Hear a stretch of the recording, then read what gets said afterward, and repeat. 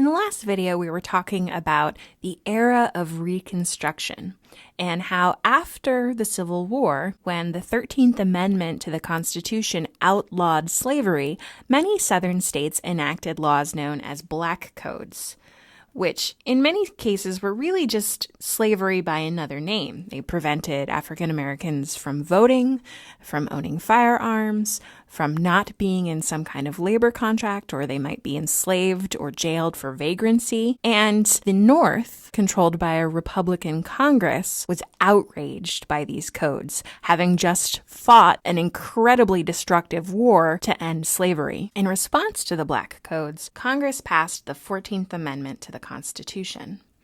And the 14th Amendment guaranteed that anyone born in the United States, regardless of previous condition of servitude, had full citizenship, meaning they're entitled to all the rights and privileges of being a citizen, and equal protection under the law. So a law could not target someone on the basis of their race.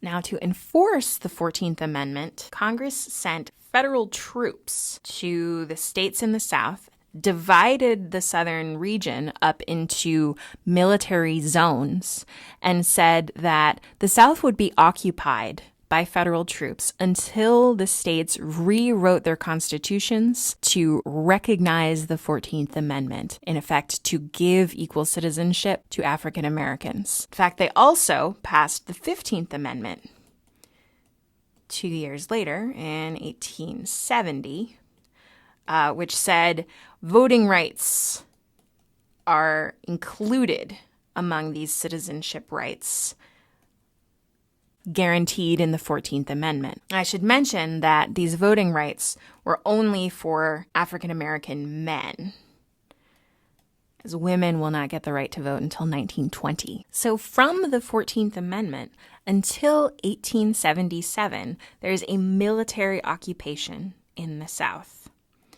And military troops are only taken away from the southern states when they rewrite their constitutions to grant equal citizenship to African Americans. Now, you can imagine in the South, where whites have had racial supremacy from the 1600s, getting them to recognize social equality with African Americans was an incredible struggle. And it was a struggle that the Republicans in Congress and the federal troops really didn't win. This is the era of the Ku Klux Klan, which ran terrorist raids at night trying to prevent African Americans from voting or to prevent their allies from helping them to vote. This era of Reconstruction was really a continuation of the Civil War, where troops from the North tried to enforce the 14th Amendment, tried to enforce the end of slavery and the citizenship of African Americans with really implacable resistance from white Southerners. So by 1877, only 2 states were left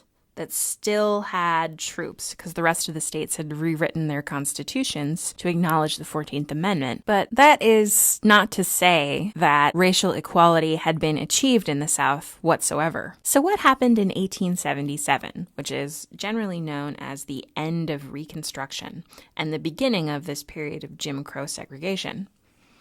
Well, we'll get to that in the next video.